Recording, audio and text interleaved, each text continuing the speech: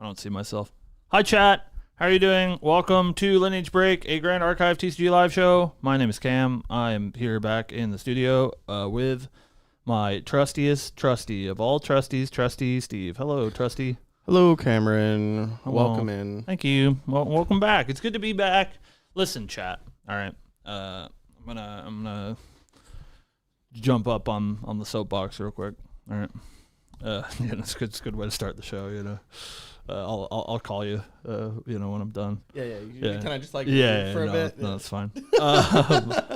I do want to say my least favorite thing about traveling is missing the show. So I'm glad to be back. Thank you guys for watching. I want to thank Weebs for having me on the dev stream. I got a lot of positive things said. A lot of people reached out. So I'm glad that you guys liked it. And thank you to Weebs for having me. There's been a couple of events since I've been gone, so that's pretty crazy. Shout out to Lineage Break Asterisk Perfy for his top 8 in Ascent Niagara. That's pretty cool. Shout out to Fruitcake for his Ascent Niagara top 8 for the RE players out there. Shout out to Orabomb for missing his winning in. I'm sorry. We're so close. Huge shout out to Asana, our favorite European player, for not only his top 8 in Ascent Niagara Falls, but also his top 8 in Ascent Auckland, which is pretty crazy. We are really sorry. Asana will make sure to get you that shirt right off of Hanky's back. I want to give a huge shout out as well to TM32 EMP for winning his first Ascent in Ascent Auckland. Yay, congratulations. That's great. I love Peter. He's a great dude. I also want to give a shout out, since we're talking about Auckland, to the one and only Limelight for keeping it real. True. And holding it down for us Oblation players, being the real one to top 8 with it. True. Shout out to you, Jason. I'm looking forward to seeing your beautiful face very shortly. All right, I think that's my acceptance speech. It's good to be back. Just wanted to, credit where credit is due. Shout out to Korax in chat, who I haven't seen in a very long time. I'll see you soon, I think. Probably. In Japan. Speaking of which, I am back, and I'm so glad to be back, but unfortunately, next Thursday, fortunately, but unfortunately, next Thursday, I do leave for glorious Nippon. So I will be gone for not only next week's podcast, but the week after that, as I will be in Japan for Ascent Akihabara. But, chat, Steve, there's lots to talk about, man. It's, you're holding it down every week. I'm trying. I'm not, apparently. So I got a lot of, stuff that's happened. I'm trying. We have a fledgling white guy doing a podcast. Yeah. It's really hard to hold him in. Yeah. It's really hard to get him to stay on It's crazy that guy has a kid. Yeah, because he's like a toddler. He's just very high energy, and he's really excited all the time. I'm like trying to steer the conversation subtly, and he's just like, I'm going to interrupt you, and we're going to talk about this now. Which is great. We love Sean, and you guys can look forward to that next week as well.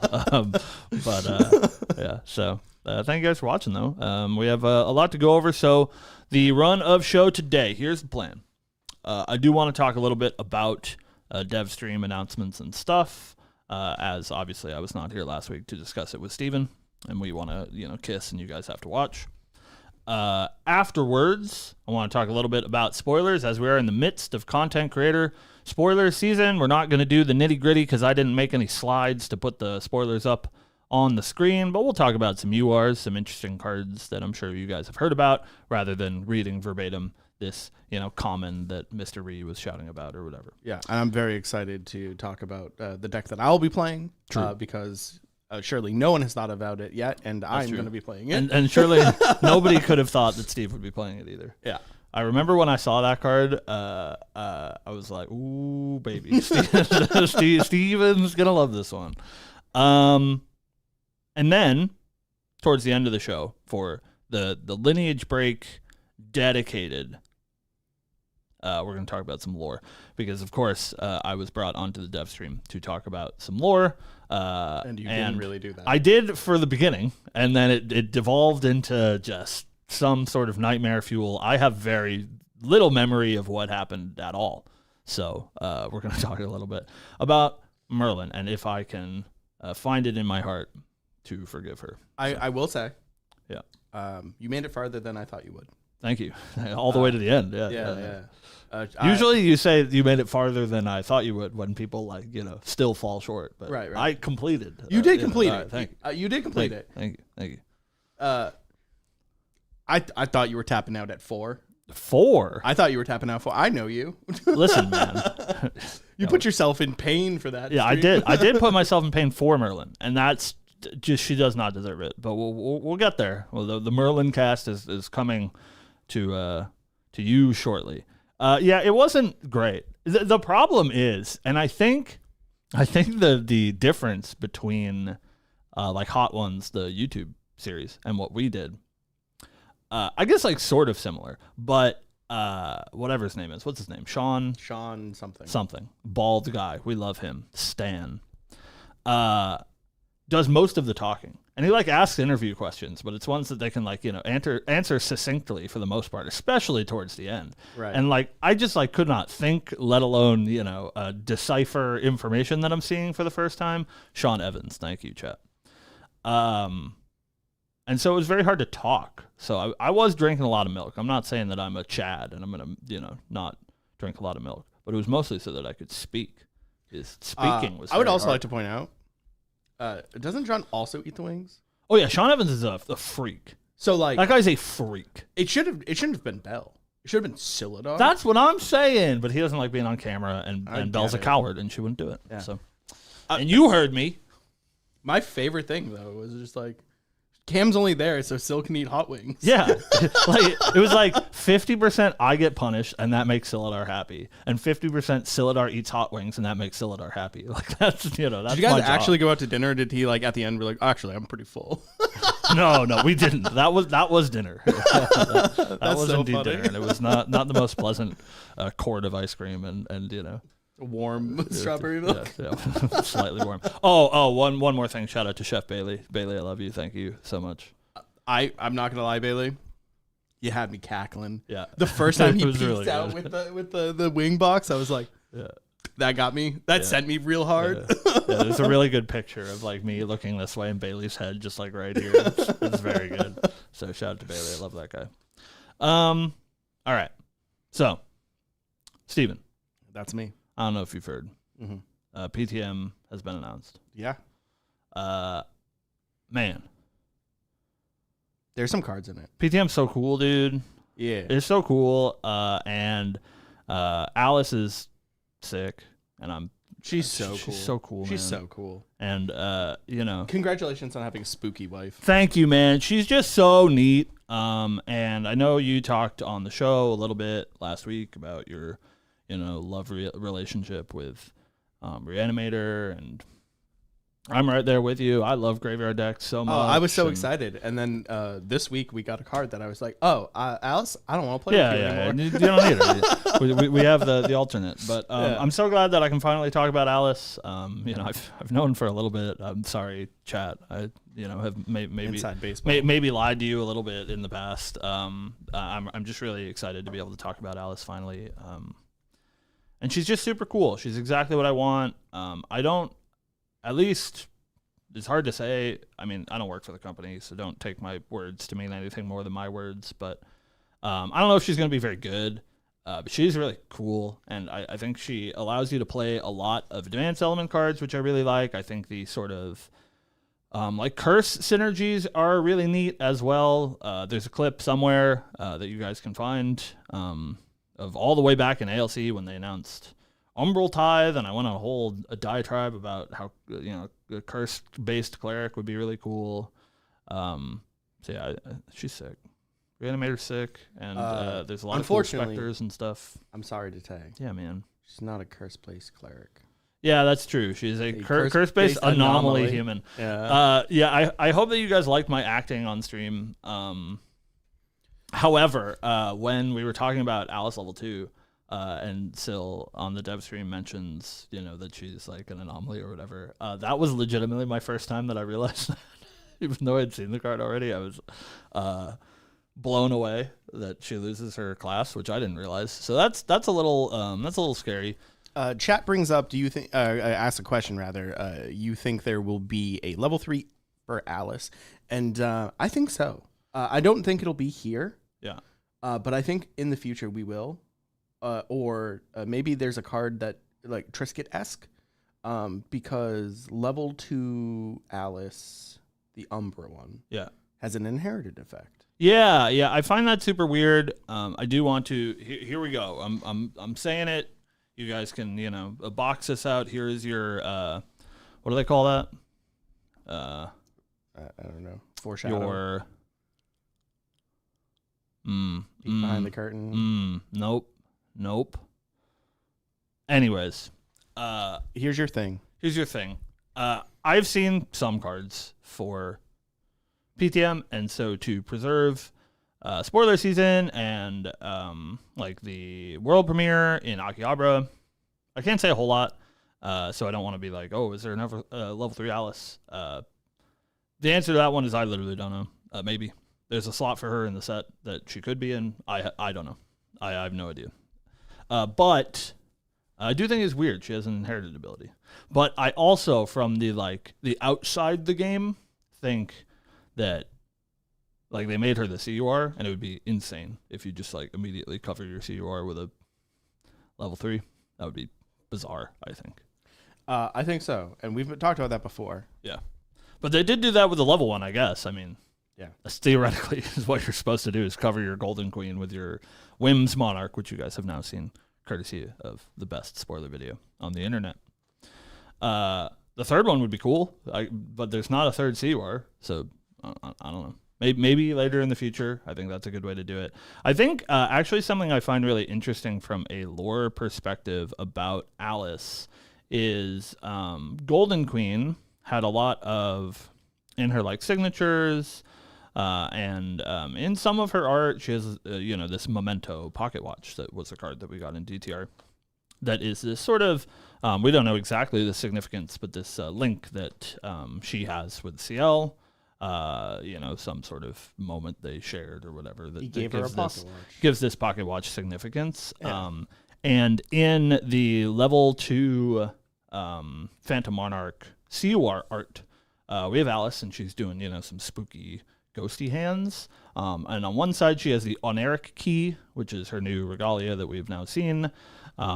That references like sort of locking something away. Maybe one half of Alice's personality is locked away by this Oneric key, and then in her other hand she's floating that Memento pocket watch. And so I think if we have a happy ending, and I think it is possible that we have a happy ending, that Memento pocket watch is sort of that like tether that Alice needs to break out of her spooky combined self when she finally comes face to face with CL. So we'll see. But that is my working theory. It was mentioned a few times on the show last week, but holy shit, Belle told me that this was Kingdom Heart pilled. Yeah, I know. Holy shit, man, it's crazy. It is so convoluted, yeah. And it is just so Kingdom Hearts filled, and I love it. Yeah, I think everything makes a little bit more sense now. Looking through the Merlin Recollection story and everything. But we'll get to that a little bit later, so that we can spew about the lore. We try to listen. We love the lore so much, and we hope that you guys love the lore as much as we do. We know that's not true. We can understand that not everybody loves the lore as much as we do. So that's usually why we do it towards the back end of the episode, so that those of you that are dedicated, in the right mind for the Grand Archive lore, can stick around. But before we get there, we've got to talk about some of the cards. Some PTM. So Alice aside, we have a new Merlin as well. We've seen Merlin's whole new lineage. I think she's really cool. I'm not going to be that guy that's like, it's Merlin, I hate Merlin. We'll, again, get more of that later. But I think she's really cool. Obviously, addressing the elephant in the room, Kingslayer exists, turns out. Yeah. And I think, like, wholeheartedly, a terrible design mistake. They've done a pretty good job of working around that. I think New Merlin is really cool and feels like her own character, which is awesome. I know the cop out answer about Kingslayer is like, oh well, she's not her own character, she's taken over Lorraine, blah blah blah. The new Merlin is really cool, and I love the sort of like infinitely stacking counters thing. I'm a big fan of scaling decks in all card games, and she is that new sort of scales forever, get a billion Sheen counters. We saw a card today that has Sheen 36 plus written on it, which is just absolutely ridiculous, by the way. Like, I don't know that you'll ever see that in your lifetime, but it's really cool that there are those things for her. So I think she's pretty neat. Unfortunately, at least currently from the stuff that we've seen about Merlin, she doesn't look particularly strong. I think she will be a deck that really has to be leveraged by people that know what they're doing. It is a lot of moving pieces to get her to work. I do think when you start getting her to work, she's like pretty crazy, but by that I mean you have 24 Sheen and your level 3 Brilliant Vestige and you start eating your opponent's memory is like pretty good. But that's a lot. It's a lot to ask for when you could just play Kingslayer and fireball people to death. So I'm hopeful that we will see some new Merlin, especially level 3 Merlin, and that there will be a home for her, and that they can sort of split her off enough from Kingslayer to not just have that be the, oh, now we play Merlin level 1 instead of Lorraine, right? So we'll see. But I think she's really neat, and I think they did a really good job. We've said this, both Steve and I, on the show many, many times, but no, we're not Yu-Gi-Oh! Players, but I do really like Mastery Text. I think champions with huge text boxes are usually the most interesting, and I felt that way about Kongming. I think the CLs is really cool, and I think it's awesome that we're getting more Mastery champions in this set as well, because both of them are very complicated and sort of intricate, which I think is really neat. Yeah. So, yeah, I'm excited for one of them. Yeah. One of them is very cool. The other one is Merlin. Yep. Yeah, I don't know. I'm having a world champion Taylor in chat is saying that New Merlin is busted and to trust him.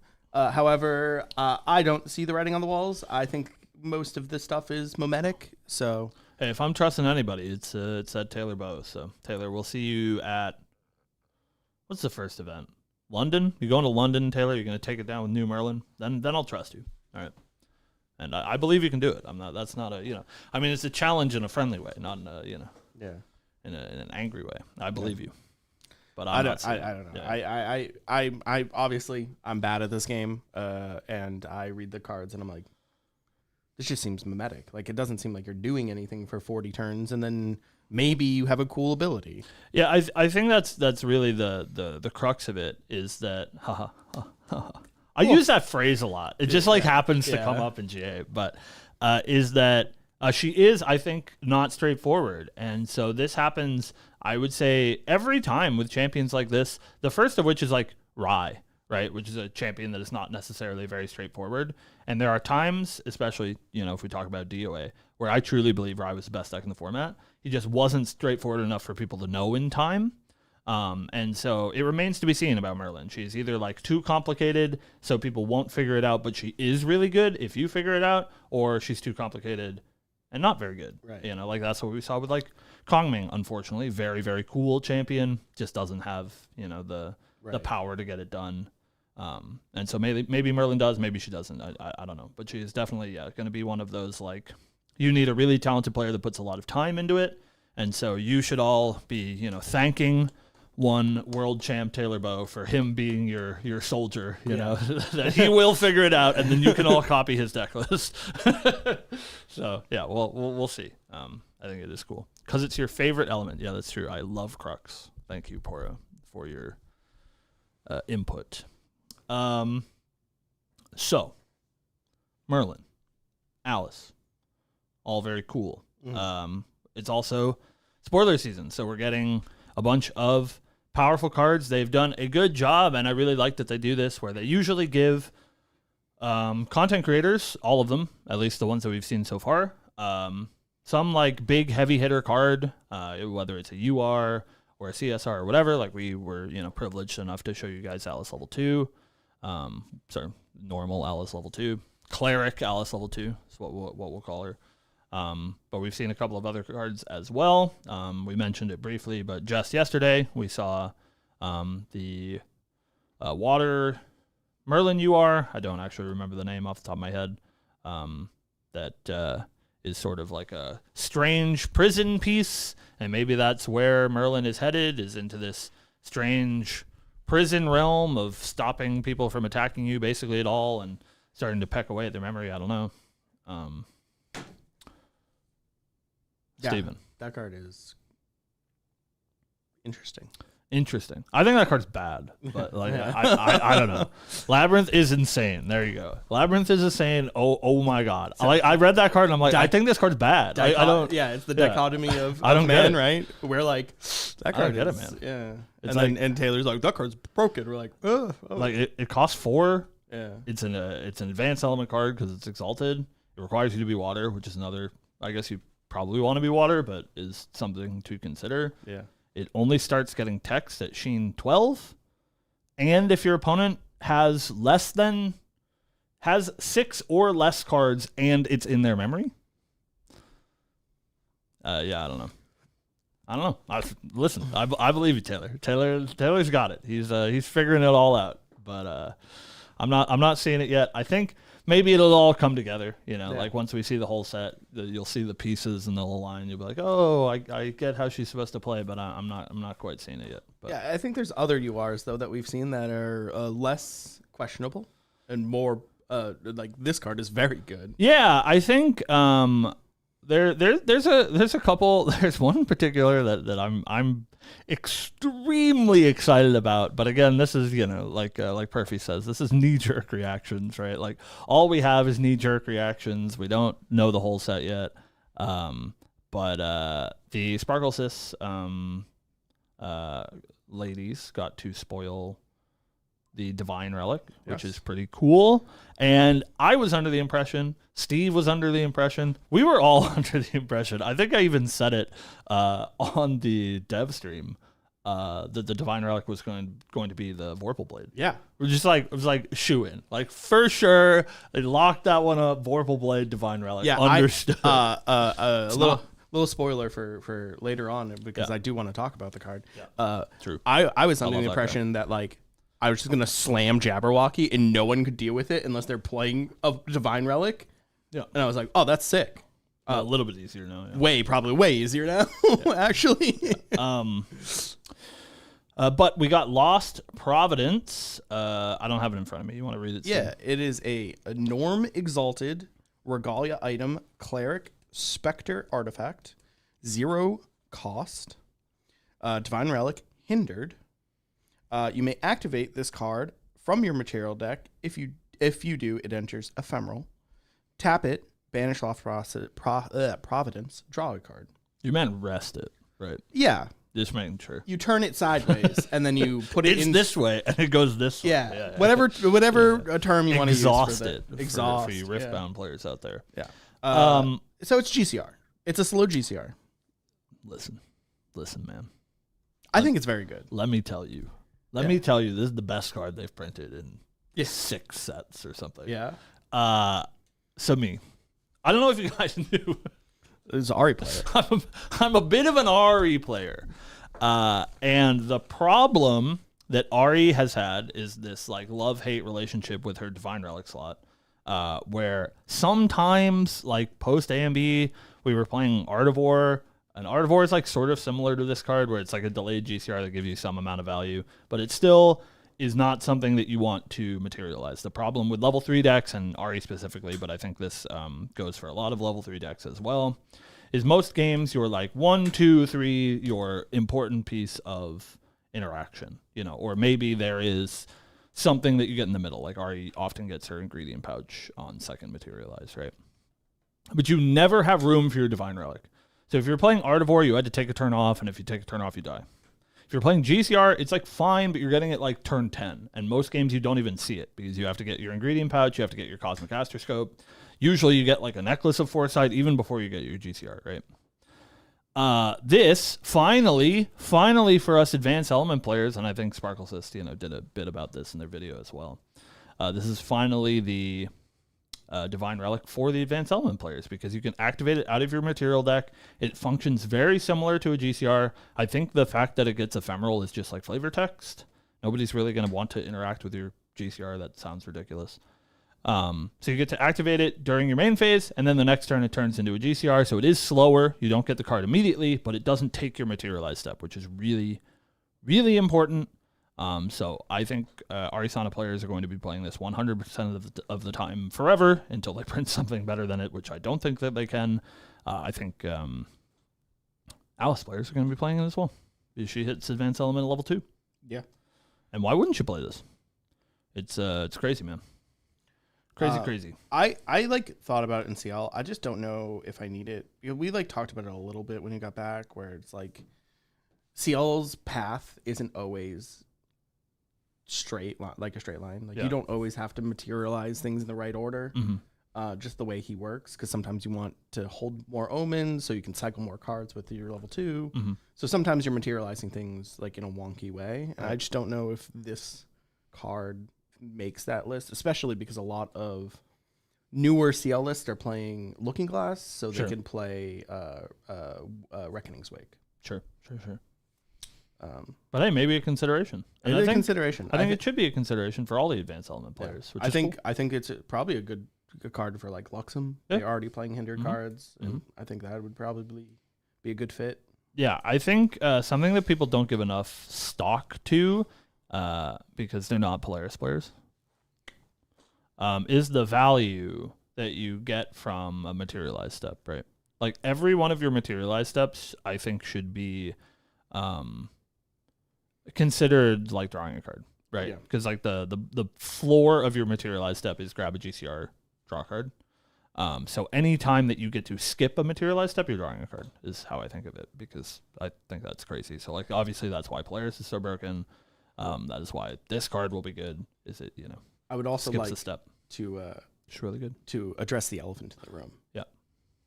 We're one more step to Astrolabe being broken. According to Trevor, producer son, owner of ProxiesCodex.com, however many epitaphs we want to give him, he says that the time to Astrolabe now is turn 3. Yeah. Which is crazy. Well, because there's so many cards you can just like get now, and like there's that new spell that allows you Beseech the Winds another for 0 beginning cost. I think. Yeah. And so it's like realistically, you're like you play 8 Beseech the Winds. You're just like you get your Lost Providence, you get your Polaris. I cast every card in my deck. We just have to worry about that new Merlin card. It scares me so much. Oh, I'll take that. Yeah. It's like, oh, how many cards are in your material deck? Oh, it's 1? Yeah. I'll grab that one. makes me a little scared. They're like, I see. Because you can't like protect your Astrolabe, because you can't like Quicksilver it, because that's just not how that card works. Right. So you basically do have to be like, I'll pass unless you have like a Beseech with your Astrolabe in your deck, and you're like, next turn I'm going to get it, and they're like, what if I got it instead? Interesting. You just play regular Ari. Yeah. And then if they are indeed playing Merlin, you're like, all right, hold this Beseech in your hand. Yeah, I'm just not going to do this. Steven. Yes, sir. What do you want to talk about? You looking at that Merlin card over there? I'm just like scrolling through the URs, and we're not, we're chatting. We're not a spoiler based show. Of course, if you want to see the spoilers, you can go to proxiescodex.com. You can go to sylvie.gg. You can go to Merlin's Marketplace. You can find the spoilers anywhere, wherever you want. Right. And you can talk about them with us, but we're just sort of jumping around talking about cards we're excited about. And I know there's one in particular that I'm looking at your phone, so we're not communicating telepathically. I can see what you're communicating to me. I'm telling you what I want to talk about. But we're both pretty excited about this big dumb idiot. Yeah. When this card got spoiled, it was with Alice, and I was like, oh, cool. We love her. I love a Reanimator deck. Yep. You guys heard me talk about it all last week. I love a Reanimator deck. So I was going to put CL on a shelf for a little bit to play Reanimator. However, we've seen cards this week that say, I don't have to do that anymore. So we mentioned it earlier on the show. We are talking about Jabberwocky Calamity Skull. He's sick. It's an 8-cost Umbra, unique ally, Anomaly Spectre, Beast Dragon. You can pay 2, banish a Spectre ally from your graveyard, recover 2, and Jabberwocky gets +2 attack until end of turn. Jabberwocky is a 4/3 normally. So it becomes a 6/3 if you remove a Spectre. Is that once per turn? No. Do as much as you want. You do as much as you want as long as you have it. As long as the player does not control an object named Vorpal Sword, prevent all damage that would be dealt to Jabberwocky. So, we talked about it. We don't know. We haven't seen the Vorpal Sword yet. We don't know how easy it is. This card, to me, in my head, when we got revealed, I thought Vorpal Blade, surely the Divine Relic. Mm-hmm. No one's going to be playing that over, anything, right? Yep. Now, we know it's not the Divine Relic. Yeah. Probably a lot easier to interact with. Yeah. However, I was like, well, it's Umbra. It's cool. I was like, I'll play Alice. I'll reanimate this. It'll be fine. Mm-hmm. And then 2 days ago, one Red Zone Rogue. Shout out to Kel. Got a spoiler. Yeah. And this card is called Awaken Ombre. Awaken your Ombres, Steven. It is a 2-cost Umbra action guardian spell, slow speed. As an additional cost, activate this card, pay X plus X. CL bonus, put up to X target ally omens you have onto the battlefield rested. For each ally put onto the battlefield this way, wake up that ally if it's a non-norm element that matches one of your champion elements. This card's pretty crazy, man. Oh boy! So I don't even have to play really Alice good. anymore. I'm just gonna start. I'm gonna play Advent. I'm gonna play Jabberwocky, and I'm just gonna kill you.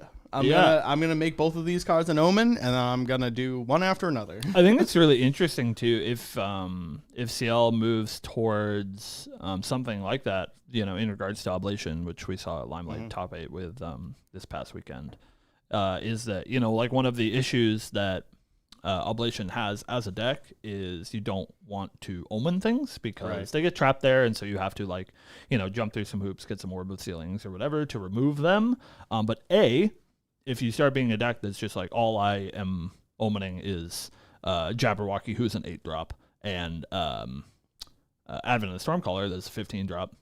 At the very least, even if you don't remove them, your Oblation's still for 8. Yeah. And that's pretty good. Yeah. But Awaken Ombre takes the card out of your omen, so you can omen your Jabberwocky and then remove him, put him onto the board. I think the interesting thing about Jabberwocky, and I hope that we get more big idiots too. But the interesting thing about Jabberwocky is he's not huge. No. He's a 4/3. He's basically an ace and protector, more or less, right? Obviously, he can't take damage, which for is the most part, which is crazy. Yeah, because you Awaken Ombre, you put him into play. Next turn, you Oblation, and then you still have a 6 power. Yeah, because he can't take damage. Yeah. Right, you still have a 6 power idiot in play. But I think it's interesting that they're taking the route. We're Magic players. I'm sure you guys have played Magic in your life or something similar, or you've played Yu-Gi-Oh or whatever, where usually these Reanimator decks put in this just deterministically cursed idiot that just wins the game. Right. You're I'll put my Gristlebrand into play. I don't know, you've played Yu-Gi-Oh. What are they the Monster Reborn into play? It's something that wins the game. Nothing anymore. Yeah, I know. I don't know anything about Yu-Gi-Oh. But the thing that's interesting, I think, about the way that Grand Archive is handling it is these aren't game-ending, you resolve your Reanimation, your Awaken Ombre, or your Spectral Haunting or whatever, you win the game. It's no, you just get a pretty good, high-value threat that your opponent's going to have to deal with that will kill them eventually. Right. And I think that does fit really well into CL's game plan and hopefully into Alice's as well, that it's just about threat density. You know, it's I'm just going to keep doing stuff that's really hard for you to deal with until eventually, you die to it. Right. I think that's a cool way to do it. I think another card to point to that we've seen this format is Cheshire Cat. Right? Yeah. People are playing cards like Smokeout. Yeah. HVN Heater Smokeout to kill Cheshire Cats because everyone was having such a hard time. Yeah, she's just a persistent threat that you have to deal with. She's just a 3/3 that's going to hit you every turn, which is good. Yeah. And now I feel Jabberwocky's going to fit that same spot Similar. in CL. A little bit harder to accomplish, but definitely harder to remove. Yeah. And I hope we get to the point. I think it's only good for you and I, Steven. Oh, sure. If we get to the point where people are sideboarding for full blade, that means the deck is good enough for people to have to worry about it. Right. We become terrified when people aren't playing Vorpal Blade because it's not good enough to worry about. I just like I can have a threat on board after I oblation. Yeah. I think that's so sick. It's cool because most of the time, right, you oblation. If they're not dead, you're like, all right, well, I gotta get over the finish line. Fingers crossed for the finish line. Yeah. And then now it's just like, oblation. I have 2 cards in hand. Well, I'll attack you for 6 more. Yeah. That probably kills them. Yep. I'm very excited for this. Yeah. It's gonna be cool. Like I said, I was like very on board to play Alice, and then I saw Awaken Ombre, and I was like, I don't want to play with you anymore, Alice. I don't even have you yet, but I don't want to play with you anymore. Well, I was excited, and but I understand. Yeah, that you can, to be fair, I still want to play Alice. Yeah, just not Umbra Alice. Yeah, I really want to play Chessman. Yeah, they're really cool, man. I think it's super cool, especially our spoiler was Alice level 2, and it was just like, oh man, I already picked up all of the stuff. I've like the Snow Whites and all that stuff. Yeah, so like it was like, oh man. I hope Chessmen get cool. And then every Chessmen card we've seen is so sick. Oh, man, this is so cool. The whole set is just unbelievably cool, and I can't wait for you guys to see all of it. There's so many things I want to talk about, but I'm not allowed. So. Another card I want to talk about. Yeah. Because I want your opinion on it. Sure. Spirit of Purity. Yeah. How we feel about Spirit of Purity? Well, listen, man. I hate it. It like banishes cards from a graveyard, right? That's what it does. Yeah.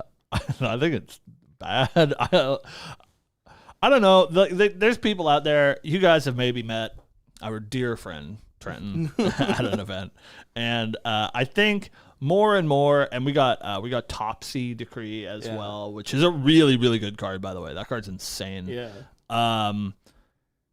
DOA decks are just coming. Yeah, like there's a world where you're playing this in your DOA norm control deck, and they're really like pushing norm to be this like sort of death and taxes sort of like to be fair, mid-range deck. I love a death and taxes deck. I don't know if I could do the all norm. I think it always gets closer.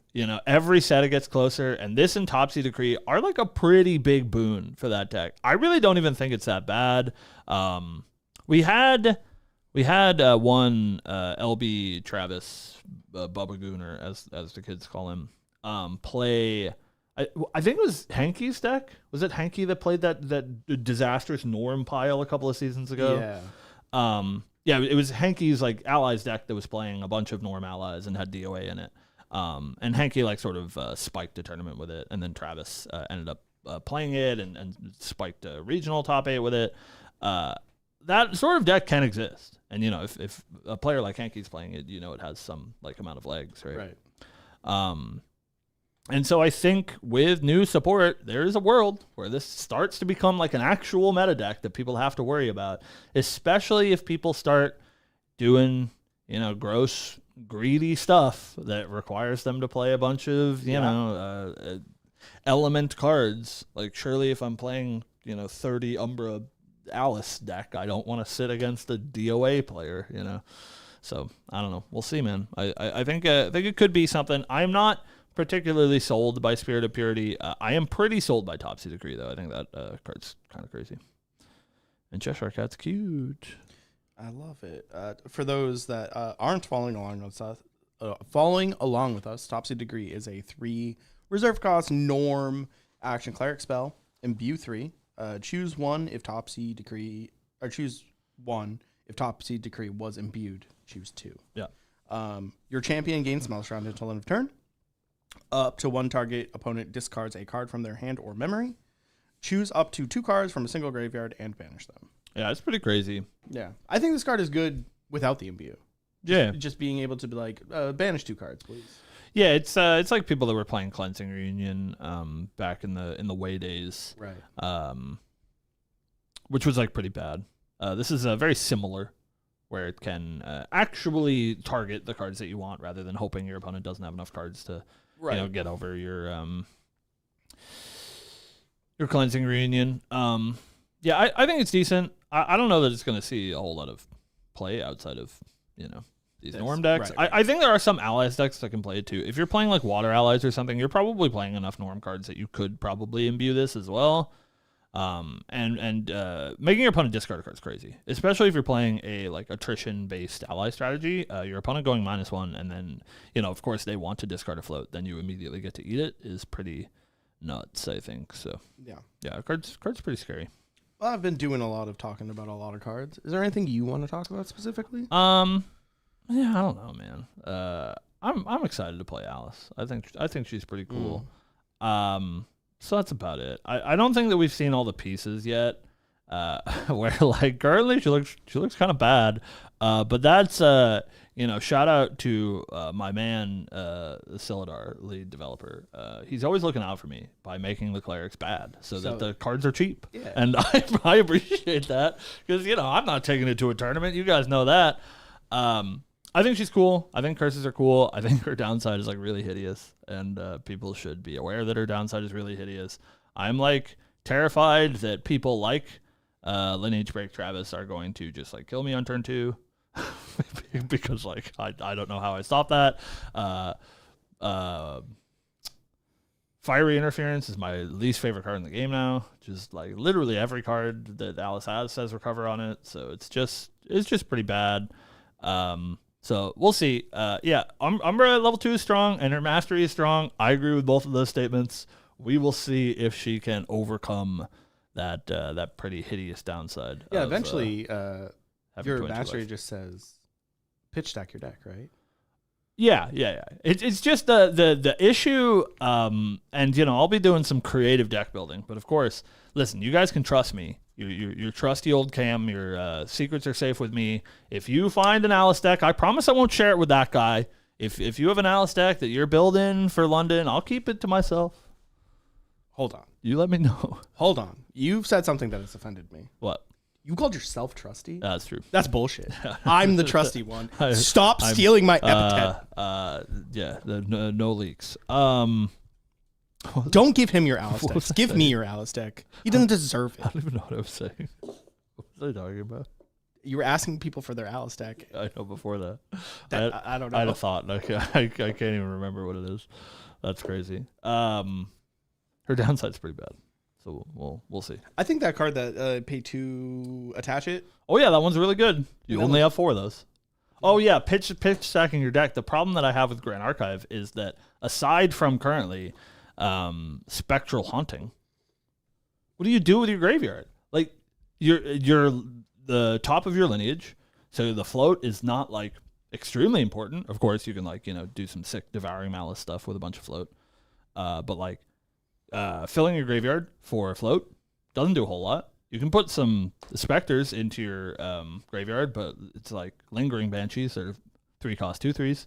And then you can put targets into your graveyard for Spectral Haunting. You reanimate your Jabberwocky or whatever. That's it. So like the end game, you run out of threats, Even if you're like pitch stacking your deck and you just like, see every card in your deck, what are you doing with them?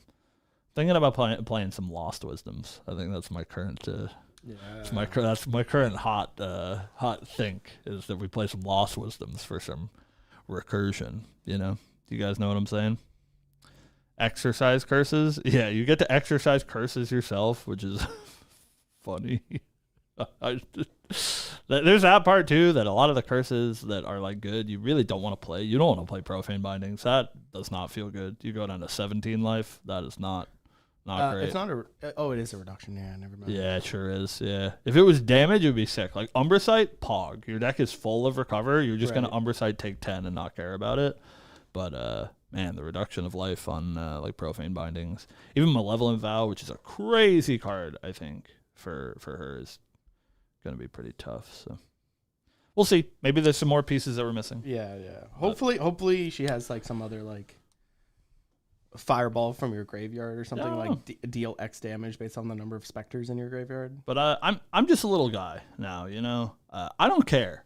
I think she's cool. I'm gonna be playing her. I'm excited that she is different. I think that's the thing that's most important for me as a very long time RE player, and especially, you know, as an LGS owner or whatever. I do a lot of teaching, and we get a lot of new players, and I just want people to have fun. And I love playing RE. I completely understand that people don't like playing against RE. It's not the most fun experience. So both Phantom Monarch and Whims Monarch are both a lot more proactive decks that like are not going to just like turtle up and try to interact with you the whole game. I'm going to like try to play some dudes and maybe kill you, and that allows people to sort of play their own game, which I think is cool. So One Al Fong what's up, Al? in our chat brought up you could play Omen Regalia Yeah. and make omens. Yeah. And then cast Baleful Oblation in Alice. Yeah. And that's pretty neat. You could, that card has a boy on it, I'm afraid, so I'm not allowed to play it. Hey, there is one card I want to talk about before we get to lore. I think it's lore time, but one card I want to talk about. Which one? Speaking of boys, Oh. is dude, you see those fucking EVP reprints? They're so cool, and we finally get a reprint of Regenerate that doesn't have stupid ass Jin on it. Woo! I play like 3 copies of that card. Give me those Dao Chan Regenerates, baby. Yeah, those cards are sick. Yeah, they're sick. Yeah, they're pretty cool, man. Yeah, I really like Yeah. the getting a massage. Yeah, oh yeah. It goes crazy. Yeah. On God, as the kids say. 6-7, am I right? I hear that's out of date now. 6-7's not the thing anymore. I hear it's 4-1. That's the word on the street. I don't know what that means. It doesn't mean anything. I know 6-7 was like hour 69, but like but 69 means something, Steven. 6-7 doesn't mean anything. I know. Yeah, we're very excited. Yeah, grind locals. It's great. Excuse for you to come out because event packs have felt like, I don't know, not great lately. I think maybe just anecdotally, the entire DTR season, our entire store, this is including regionals, by the way, has not opened a CSR out of an event pack. It's insane. I'm convinced they don't exist. We get like 3 a month, bro. We run 2 locals a week. We have a pretty big scene. How many is that? We get 3 a month. We get 2 for regionals. And I don't think you get any for store champs. So it's 3 a month, 2 for regionals. So that's 3, 6, 9, 11. Rest in peace. Event kits that haven't had a CSR in it. Well, I guess we still have like 1 or whatever. So I guess maybe it's in there. But it's supposed to be every 2. It's like on average, like every 2 event kits you get a CSR. We haven't opened any in 11. It's crazy. Yeah, I'm upset. I hope this last one that we have, just all. It's just all of them. Because like, what are we doing, man? What's going on? Why am I being blighted? All right, anyways, chat. Yeah, you got anything else you want to talk about? Not from PTM. Great. Oh, what does that mean? From not PTM? Yeah, I mean, there's some announcements I want to talk about. It's not like nothing big. Or, well, I mean, it's big, but like we don't know any information. Before we do lore, you mean? Yeah. We got to talk about Vegas. Not Vegas. We got to talk about LA too.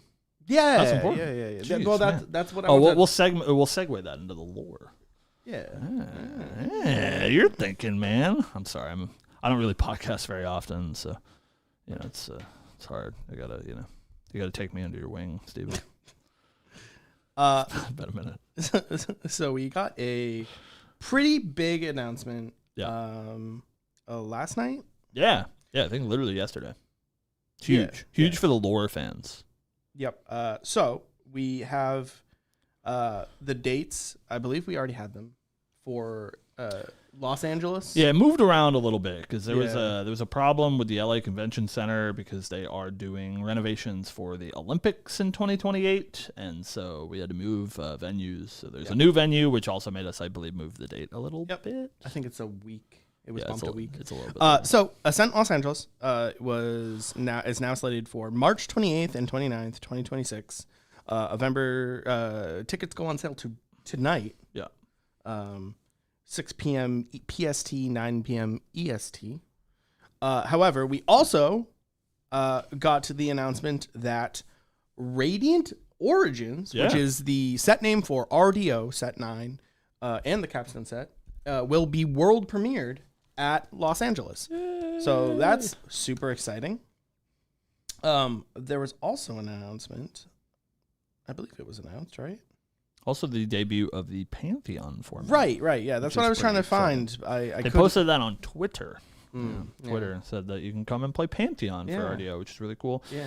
We don't know anything about Pantheon yet. It's only been announced as a casual format at Worlds. But fingers crossed for Aki. Or at LA. Yeah. Fingers crossed. Yeah, maybe. Yeah. I'm assuming we've had two Ascents in the past month. Mm-hmm. We didn't get really a lot at either of them. Right. Probably because Aki, the largest event that Grand Archive has ever had. Yeah. It's huge. 800 people. It's crazy, man. So crazy. That event's going to be sick. I am super excited to stay at home and watch the closing ceremony, as well as probably just spend that whole weekend sitting on my couch watching rounds. Also the world premiere of PTM. Right. So all of the events or all of the cards for PTM will be spoiled.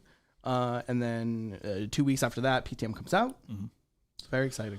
You will see them, I promise. It is literally my job that you will see those cards from PTM. So, so look forward to it. It'll be cool. But with all of that out of the way, RDO. And I want to talk a little bit about RDO before we jump into Merlin, because I think this is a medium segue to talk about our favorite character, Merlin. Mm-hmm. What I think is really cool is if you look at that announcement, and this is what I do because I'm a freak. You look at that announcement for Ascent Los Angeles, and you look at the RDO logo and stuff. There is art in the background, and that art's like really important, guys. Look at this art, dudes. If you hit one of these, you zoom in all the way.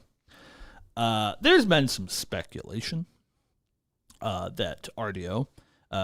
Because it is been announced as a set that supports everybody, which is cool. Not all classes, all champions. Yeah, which is crazy. Which is awesome. There's like 30 of them or something.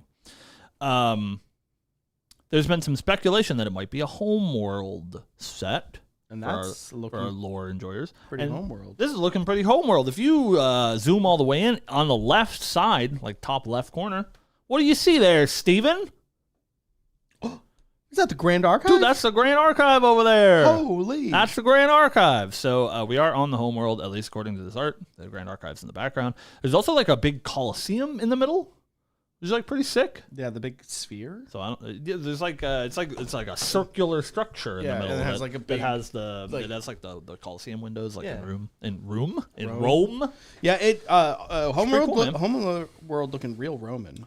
If you, a little look bit. At the rest of the art around it. It's like some Roman architecture. Really cool. But assuming this Coliseum is where Revelfest is taken place. Yeah, probably. Yeah, that makes sense. And so, it looks like we're going to get some cool homeworld stuff. And the set, of course, is called Radiant Origins. So maybe we're doing a bunch of diving into character origin stories, as we are doing right now in the Merlin Recollection deck, diving into Merlin's.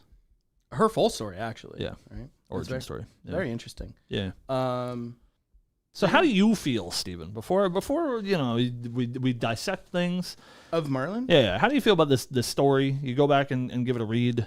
Oh yeah, the story is fantastic. I might be probably Merlin's number one hater.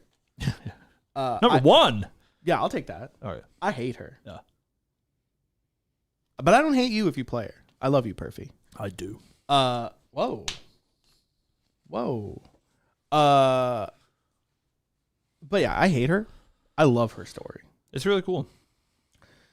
I think it's because she didn't, kill your character though. I'm so Kingdom Hearts and edgy pilled that her story is just so cool. It's very edgy. Yeah. you can tell because we're at the point now where the writing of the lore has spread a little bit wider.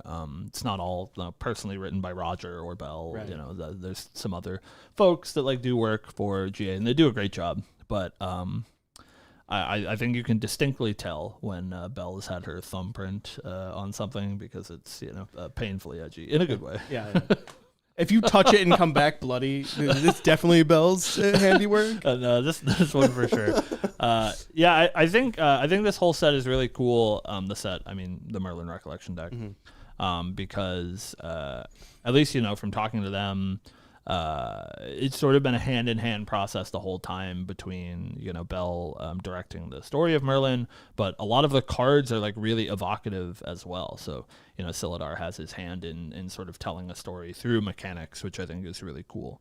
A lot of these cards, I think about the duplicating of the sword card is very evocative, and there's lots of really cool mechanical depth there that sort of speaks to Merlin's story, which I think is really neat. So I hope that they do this in the future. All I can ever say, and I hope that you guys do this and sort of take this to heart, is I know for certain that not enough people interact with the story of Grand Archive, and I understand that it is a very small subsection of the community that does care about the lore, obviously us being included, and hopefully some of you in chat being included.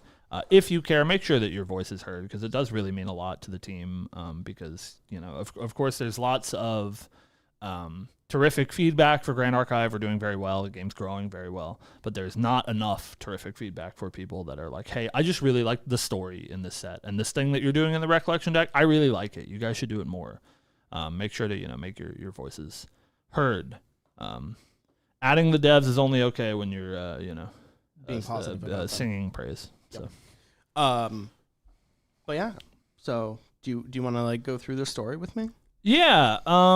So it's kind of hard because I was just looking. No one has it in order for story, which is tough. Yeah. I don't think I want to read everything. Well, I'm not again, saying that'll give me PTSD. No. But I'm just talking about going through the yeah, story beats. I think we can go through it sort of, skeletal wise. And of course, if you guys are super interested and you didn't watch the dev stream, that's it's a great time. I hope that you guys enjoyed it, but I don't know that that's a great way for you to dissect the lore per se. So make sure to read it yourself. Pull up whatever spoiler website, wait till you get your reco in hand, order your story cards, and give it a read, because it's really cool. But so more or less, right, we get the origin story of Merlin, where she comes from, I guess. Not where she comes from as a person, but sort of how her character arc progresses to the place that it is.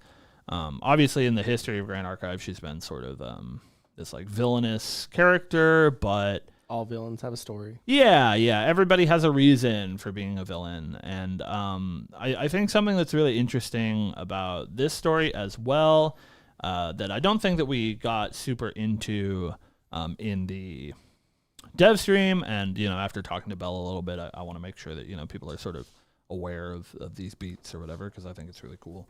There's sort of mysterious outside interference as well that we don't really know a whole lot about, but it does sort of lead Merlin on a path. It's villains become villains because they're taught the wrong thing or whatever. Right. They're led in a direction because of their anguish or whatever. They're easily manipulated, and we see that I think in Merlin as well. We don't know exactly what she's doing. But yeah, there's a lot of stuff here. So so we have the story where Merlin's sister, Ganeda, sick with something, in a coma. It seems. Some sort of malady. Yeah, is alive but unconscious. Correct. She is looking for a way to heal her. Yeah. She somehow is approached by an organization known as the Proto Archive. Yep. They give her an object. Yeah. It's a key or something. Key, yeah. Yeah, something that's like a sigil of your allegiance to the Proto Archive. Which gives her what appears to be her memory powers. Yeah. Or at least strengthens them. Which she uses to take over Lorraine, attack Nimue, and extract the essence of Excalibur. Yep. And make a duplicate of it. Yep. Returns to the Proto Archive. Yep. World hops to Underland or Lucenia. Yep. Finds the mirror or looking glass. Yep. Somehow has the ability to see the world seed. Yep. Uses Excalibur, probably. Yep. To open the looking glass. Right. Goes in, realizes there's duplicates of everyone. Finds the duplicate of Ganeda. Yeah. Says, okay, now I know how. I know what I need to do. I need to fuse Ganeda in this, but I need to test it. Mm-hmm. Fuses some swords together. It works there. Mm-hmm. Then she needs to test it on a person, and she happens to find two very cute girls named Great. Alice. Yeah. And slams them together and How makes cool. Umbra Alice. Yep. Dude, it worked. It worked. And she's totally in her right mind. Yeah. There's nothing could possibly go wrong. Alice is crazy as shit. Yeah. And starts attacking everything. Yeah. Merlin's like, well, maybe I just need more power. Yeah. Finds her reflection. Yeah. Merlin 2. Merlin 2, Electric Boogaloo. Merlin Alter is the Merlin. official name. Don't say that. Yeah, it's Merlin 2, Electric Boogaloo. Yeah. Reflection Merlin. Reflection Merlin. Yeah. Distortion Merlin. There you go. Yeah. They talk. She agrees to help. Then they say, fuck it, we ball. Yeah. They fuse the two Ganedas together. Ganeda goes crazy. Yeah. Reflection Merlin kills Ganeda. Rightfully so. Because she's insane. Reflection Merlin based, by the way. A regular Merlin kills Reflection Merlin. Yeah. Reflection Merlin apologizes to Merlin. Yeah, it's like, hey, sorry, but it had to be this way. It had to be this way. You knew it. And then at the end of the story, yeah, which is I mentioned to you before the show, there's a little bit of a story beat that I noticed. Oh yes, yeah. After my second time, it's cute. Yeah. On the last card, Yep. it says she's moving forward, going back to the homeworld. Going back to the notably. homeworld. Yeah. The Proto Archive sigil is on the ground. On the ground. She leaves threw behind. it to the ground in Underland. And before we talk about how we feel about this dumb bitch, really interesting that she's done some heinous stuff. Yeah. And something that we don't go into in the Merlin recollection, but on Cambria, while she's impersonating Lorraine, she also assassinates the king. Like it's a whole thing. We didn't even touch on that in the Reco story. And then she goes back to the homeworld. The homeworld is where all of these champions are from. Like, assumingly Lorraine is there. Correct. And like, what does she think's gonna happen? She just comes back, mass murderer. She's like, I actually decided I don't want to be evil anymore. It's like, well, you did kill a bunch of people and impersonate me to assassinate a king. Those are all like kind of serious accusations. Yeah. So, maybe in RDO we see Merlin in prison. That's what I'm looking for. There's a lot executed. There's a lot of things and a lot of people that don't like Lorraine. Yeah. Yeah, because some certain Merlin. Because Merlin. But yeah, so I think it's interesting. The things that I think are important to pick up on is surely Merlin is this like tortured individual and driven to some pretty poor decision making because the life of her closest loved one is in jeopardy. So of course she does some like pretty atrocious things, but fueled by love or whatever. So there is some amount of forgiveness that can be made there. Surely, I don't think currently we've seen her atone very much for her past, and maybe we'll see that in the future. She's returning to the homeworld and leaving the Proto Archive sigil behind means hopefully moving on, and maybe we'll get the actual redemption arc for Merlin, where she's currently kind of a bastard lady. Yeah, maybe she turns a new leaf and she's like, hey, just so you know, I was working for this Proto Archive. Sure.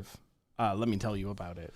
Yeah, it's a pretty huge name drop, and I am glad that we're seeing Merlin return to the homeworld, because we are getting some semblance of like an overarching story, which we really haven't had for Grand Archive thus far. Everything feels sort of like insular and focused on a singular world, and of course we have the like grand scheme of these champions going to worlds, working for this sort of omnipotent library. Fixing problems across the multiverse, but we don't have like an actual story arc that we've been following thus far, and so it seems like Merlin is sort of at the crux of that now, which is pretty cool. And so hopefully we learn more about the Proto Archive. The Proto Archive does seem to be giving her some amount of sort of like information that she wouldn't have had otherwise, and so it does mimic the Grand Archive in that way. Like you said, you know, she gets this power from Nimue, and before we even get there, it's sort of unclear to me, and maybe, you know, the lore team, who we know watch this, thank you so much, can clarify. It's unclear to me if sort of like champions themselves have an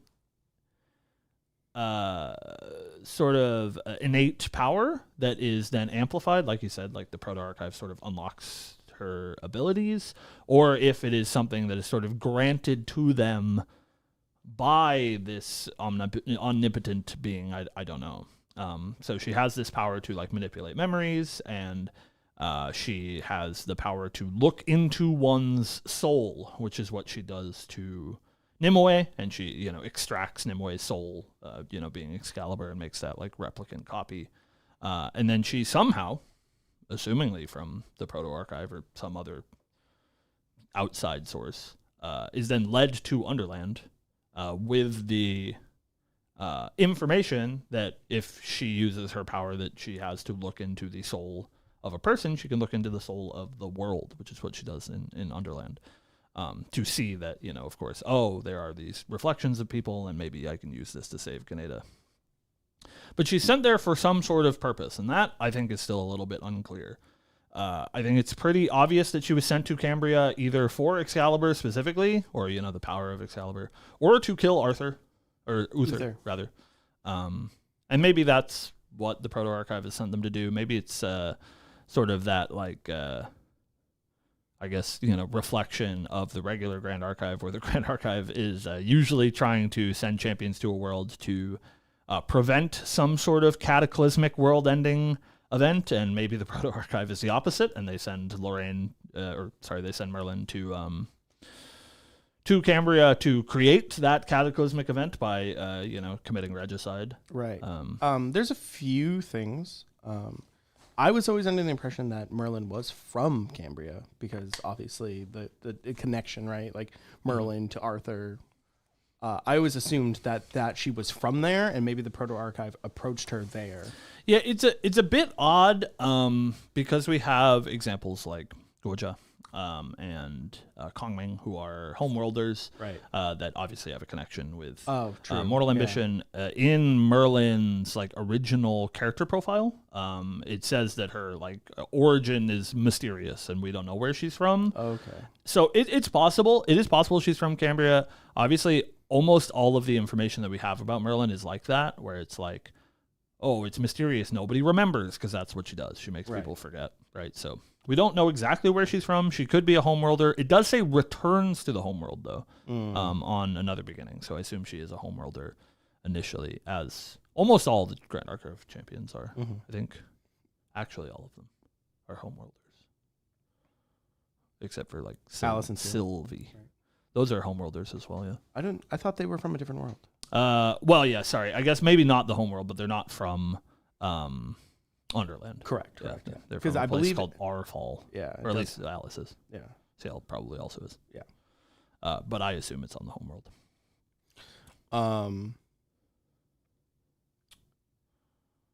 Aside from that, there was something else that I wanted to touch on. I've lost it. We've lost it. The lore school. I don't know that I can forgive Merlin. Sorry for the clickbait. I don't know that I can forgive Merlin for murdering Alice in seemingly cold blood. Yeah. She's such a nice lady, just like looking out for people and wants the best for everybody, and then just gets murdered in cold blood as an experiment is like kind of crazy. I guess maybe. All right, how about this? How about this, chat, Steve? I can find it in my heart to forgive Merlin Kingslayer because, as Richie says in the chat, maybe killing a king is a public service. Hashtag no kings or whatever. I can find it in my heart to forgive Merlin if Alice gets a happy ending. If everything turns out fine, we separate her back into her normal, regular person. Then it's right? Okay. Yeah, like CL doesn't kill himself, which, by the way, that dude is absolutely losing it. I don't know if you've been reading the flavor text of these cards that we've seen. He is absolutely losing his shit. So yeah, we obviously knew that, right? It's getting worse though. I think it's on Mirrored Confrontation. The flavor text is like from Diana's perspective. It's like, hey, don't do this. I've been there before. Don't do something that you'll regret. She wouldn't have wanted this or whatever. So that man is. That guy's dipping losing his shit. That guy's dipping his full body in Umbra. He's just like he's getting where's the pure ley line? Crazy. Where's the pure ley line? I'm gonna jump in. Yeah, so hopefully a happy ending for CL as well. It doesn't turn out dark for that guy. Well, who knows? We will see, and hopefully we will see soon. When lore? When lore? When lore? We got Diana too. When CL2? All I'm saying. When CL2? So here's where I'm at. The people, us.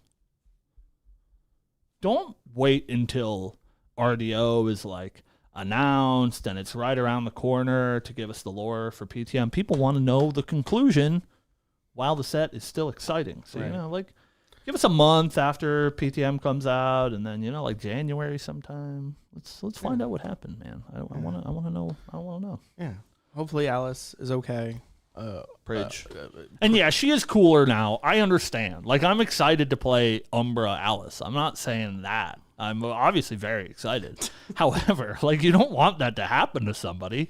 She's, lost her, sort of sense of self and become this abomination. She's literally called an anomaly. It's not good. Surely Alice now is the calamity that the Grand truly needs to fix. Yeah, it's like what's going wrong here? Yeah. Well, so they were sent there initially to it cycles back to that sort of omnipotence thing, which I think is really interesting. That Diana, at least CL, God knows, sort of forced his way into this situation, but Diana. CL included, were sent to Underland to save Alice. Correct. And sure, maybe it's no soldier left behind thing. They're like, oh, you got to go save this Grand Archive person, or the Grand Archive in its omnipotence knows that something's gonna go real spooky if Alice is not saved, and if that does go wrong, there's some sort of calamitous event, and I think.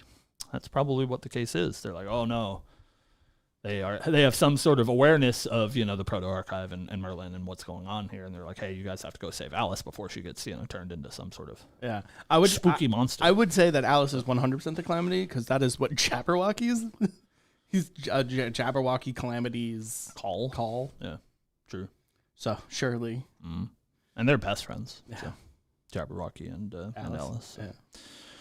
So anyways, I guess that's fine. We'll see. I'm excited to play Alice. Yeah, me too. And hopefully, here you go. I'm speaking this into existence, all right? This is the most copium it's ever been. Ever. I'm going away, as I mentioned. As we get towards the end of the show, thank you guys for watching. It is getting rather late, and we do have to go. Sorry, I love yapping.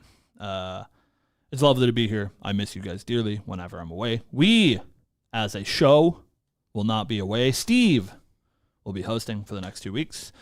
Make sure to, whip that Sean Cronin into shape.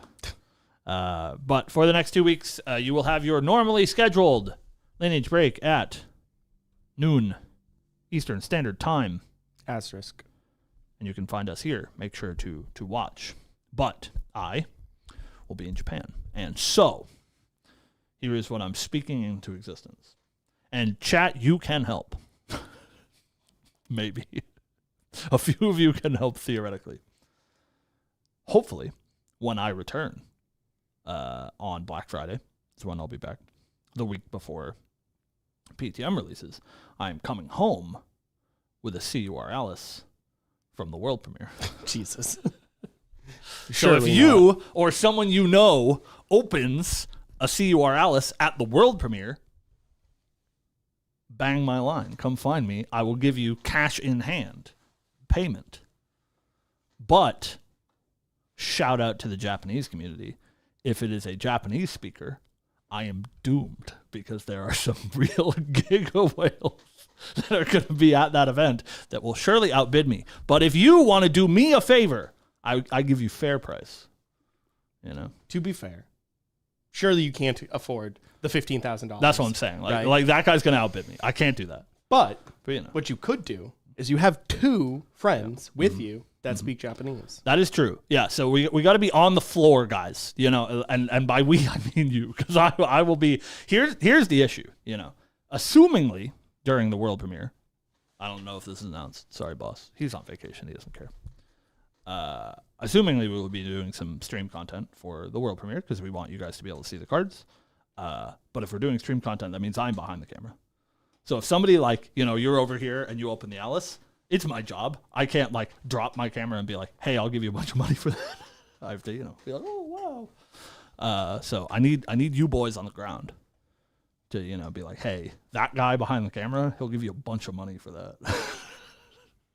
But there's a weird thing. We're going too long, but you guys get the behind the curtain. But this is just like true, so I don't think this is a spoiler. This is just a true fact, which is very strange. In Japan, most venues, I believe ours included, you cannot, without like a license, you cannot sell or trade cards. That's insane. In the venue at all, unless you have a license. So like the vendors, right? But like illegal. So I can't do it in the venue. So you'll have to, you know, shuffle them outside. But then it's okay. We do it out in the street. It's fine. It'd be like, hey, you want to come outside real quick? Here you go. Here's a bunch of money. Thank you. I'll take that card. So we can't be breaking any laws on stream or whatever. So, you know, that's crazy. I didn't know that. It's wild. Yeah. It's very strange. Just to, you know, I guess like protect vendors or whatever. Yeah, vendors and I think staff and stuff. I think like small stores are usually the vendors for those events, right? And like Japan has specialty stores. Yeah. So I could understand. There is a Grand Archive store. I hope they're there. I don't know who the vendors are. Yeah, I could understand why you would want to do that. Protect them. Yeah, how does trade night work? I don't know. I don't know if we're doing a trade night. That is above my pay grade. I have no idea. There might just not be a trade night at all because you can't do it. So, but unless it's like in a different, like in a hotel or something. Yeah, maybe a hotel, maybe outside. Trade night is in the street outside the event. Like I don't know, man. Yeah, trade night is in the bars. So you guys, you know, if you're an Aki, be mindful. It like probably doesn't matter, but be mindful. You know. Yeah. Of trading and stuff. Yeah, I'm gonna give the good old Lineage Break PSA. If you are an American or any non-native Japanese player. Don't be an asshole when you go there. Yeah, man. True. Just don't be an asshole. Just be respectful, man. People in general, surely, no matter where you go, appreciate you respecting them and their culture. Right. But Japan specifically very much appreciates, you know, because they're very, especially in like Tokyo and the more, you know, like urban areas, they're very welcoming of tourists. Right. As long as you are respectful and respect their culture and you know. Don't be an asshole American. Yeah. Because, you know, don't give us a bad rap. Yeah. That's your Lineage Break PSA. Don't be an asshole. Don't be an asshole, man. So. Also, I will let everyone know again, because we're at the end of our show and we really should be leaving. We do have a Lineage Break Discord that we hang out in frequently and play games with people frequently. If you would like to join that community and hang out with us off hours and hear us in our natural habitat, send Cam or I a message or Sean a message, and we'll get you invited to that Discord. How safe do you think Discord links are? I don't want to post it. Well, we can't post it publicly. I'm just thinking if we can like leave it in the description of this YouTube video or whatever, if that's, too public. I don't know. I don't know I either. don't know. We'll figure it out. We'll figure it out. But yeah, message us if you want to. Yeah, but maybe we'll post a semi-public way to find it.